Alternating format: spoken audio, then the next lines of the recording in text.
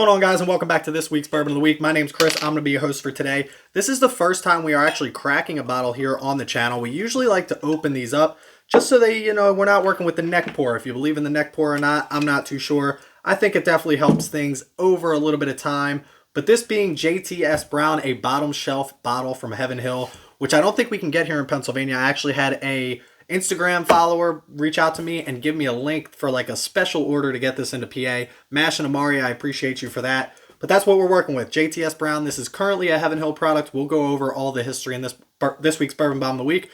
But in the meantime, time for the traditional sip.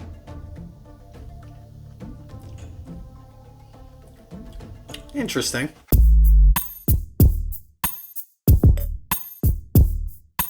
So here we have it, JTS Brown Bottled and Bond. This is a Heaven Hill product, like I mentioned. We know it's at least 4 years old since it's bottled and bond. It is 100 proof. We have 3 criteria on here: price, taste, drinkability. We rank them all out of 10, put them on a ranking sheet. By the way, if you don't already, click that subscribe button. We just got partnered on YouTube. This is our first episode that we're filming since being partnered. We had a live last night. We had a lot of people to thank for that. But JTS Brown, 100 proof, bottled and bond. Let's get into this. You know the rules: price, taste, drinkability. We're going to start with drinkability. Does it have a real ethanol kick? Let's find out. This one is tough. Like I said, this is the neck pour, but I don't think this is going to open up too much. Usually being that bottom shelf bourbon, it's usually whatever you're getting, even on the first glass, is what you're going to get. I don't know how much I believe in the fresh crack or the neck pour. I don't know if there's been any studies on it. Obviously, some of that ethanol is going to evaporate and get rid of it. But is it really enough to notice it, especially maybe after a week or 2 weeks? We should do an episode where we open one bottle that day and then open and compare it to a bottle that's been open for like 6 months. I'm just too lazy to get ahead of that. I don't think drinkability is that bad. It's got a little bit of a kick to it. It's low rye. It's 78% corn, 10% rye, 12% malted barley. So I don't want to, chalk it up to a rye spice or anything like that. We'll get into taste on this, but there is like a little bit of a cinnamon kick that I think might give it some of that ethanol kick as well, but it's not awful. I don't think it's the best one. It definitely gives you that Kentucky hug, that burn on the way down. But for the price that you're getting this for, I can't complain about it too much. Drinkability, let's go it's not that great. Let's go like a 7.26. 7.26 on drinkability. And as for taste on this, taste is what's going to come next. Taste isn't terrible. It's your traditional bourbon. There's nothing unique about it.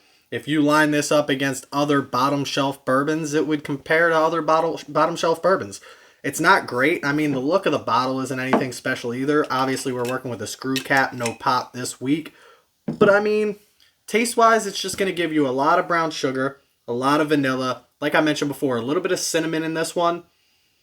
It almost has like a medicine-y taste, like an alcohol-y, medicine-y, rubbing alcohol type of smell and texture and everything about it. You know what I'm talking about with that rubbing alcohol. That's kind of what you're getting here, just like that medicine-y taste. Maybe a little bit of cherry with that as well, that little medicine cherry flavor. It's nothing terrible, but at the same time, it's not like an exceptional flavor profile. I think it's just average at best. You're not going to pick any crazy notes out of this. There's no apple pie or anything like that. It's just brown sugar, vanilla, cinnamon, a little bit of spice at the end, which I'm still chalking up to the alcohol more than any type of rye. And that's about it. There's no complexity to it. There's no roller coaster ride. You're not searching for anything. So I'm not too impressed with the taste. Again, we're talking about a bottom shelf bourbon, but that's not what that's going to make up the score on price. That's not going to make up the score on taste. It's not awful. Do I think it would compare to other bottom shelf bourbons? We have Heaven Hill 6-year. We have the Early Times Bottled and Bond, which will blow this out of the water. Absolutely. And they're about, around that same price tag. This is 12. I think Early Times was like 18 at the end of the day when you broke it down because they only sell the 1 liters. It's just it's nothing special. I don't think it stands out or anything like that. So I'm going to give it like a 6.51 when it comes to taste on this. And last but not least, we're keeping this quick today. Price on this, like I said, it's $12. It costs, or it's like $12 to $13, $12 and change. Cost me a couple bucks to ship it. Like I mentioned before, I had a friend on Instagram reach out to me and give me the link on the PA Fine Wine and Good Spirits that got this shipped directly to my store. And that's the only way you could order it. It didn't hit shelves. It didn't even really hit online. I don't know how he found the link.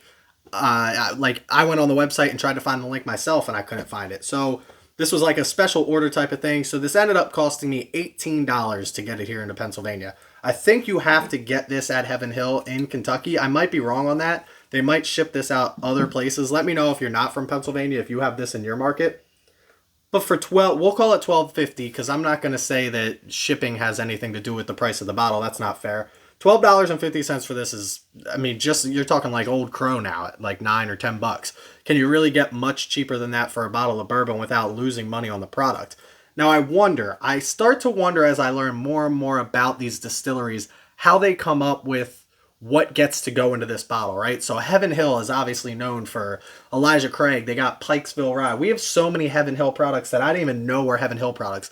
I actually get tired of coming on here and being like, hey, we're going to review another Heaven Hill product, or we're going to review another Jim Beam product, or Wild. It seems like there's only 5 or 6 distilleries out there that make anything, or maybe I just need to expand my horizons. But with how much Heaven Hill product we have on here, how do they pick what gets to be this bottle or what gets to be, like, was this like it didn't make the cut for a certain bottle where a certain, you know, they pour the barrel, they're like, we don't like it, go age it somewhere else, or they messed something up? Like, how does this become a $12 bottle?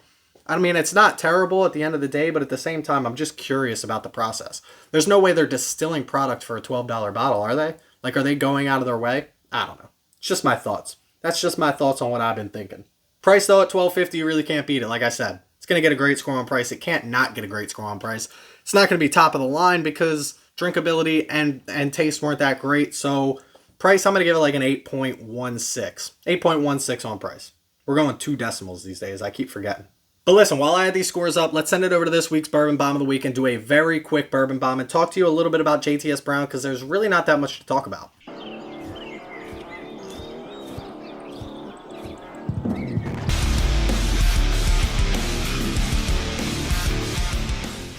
So here we have it, JTS Brown. And what does that stand for? John Thompson Street Brown Jr. And I'm glad that they don't put his whole name on there because could you imagine picking up a bottle? Yo, pick me up some John Thompson Street Brown Jr. bottled in bond. It just wouldn't work. Well, him and his half-brother had a wholesale liquor business. Ended up being Brown Forman. You probably know all about Brown Forman. I've got plenty of them on my shelf. I should have mentioned them earlier. But Brown Forman actually is who started this. It says right on the back, it is JTS Brown & Sons Company is who this is bottled by in Bardstown, Kentucky, distilled by Heaven Hill Distilleries because the brand ended up being bought out by Heaven Hill Distilleries. But JTS Brown & Sons Company named this after John Thompson Street Brown Jr. in honor of him. So that's really all that's behind this bottle. Now that it's owned by Heaven Hill, it's mass produced. They're like, what, the second biggest one in the country behind MGP, I'm sure. But just another cheap bottle to put on the shelf. That's what we have here. And that's our Bourbon Bomb of the Week. Cheers. So there you have it. A little bit of a history behind JTS Brown here. But this bottle is going to come in at a 7.31. It actually did better than I thought it was going to do. The drinkability isn't terrible. The taste isn't awful. It's average at best. But obviously that price is really going to save this bottle here. At 100 proof, it does give you something. At least it's not an 80 proof bourbon. If this was exactly the same at 80 proof, watered down, you know, we really want to get such a good product, but that taste, at least it gives you some traditional bourbon flavors. And at the same time, at $12.50, can you really go wrong at least picking it up and trying it? At least I don't think so. But that's where we're going to leave you for today. Make sure you check me out on Instagram at Bourbon of the Week. Every Tuesday at 4 p.m. we drop an image of the bourbon that we're going to review. You can go on and try and guess my score. If you guess the closest, I'll give you a shout out on the channel, as well as enter you in a monthly drawing to win some cool prizes. We've got koozies. Look at these. We got hoodies. Look at these. We got t-shirts in there as well. We have custom Glencairns that we're not using right now, but all kinds of good stuff to give away. So make sure you check me out on Instagram. Also, if you want to support the channel in another way, check out my Patreon. That link is in the description below. You can come on. We have a Discord Patreon as well. Check us out on Discord if you want to chat with us 24/7 about bourbon, whiskey, whatever you want to talk about.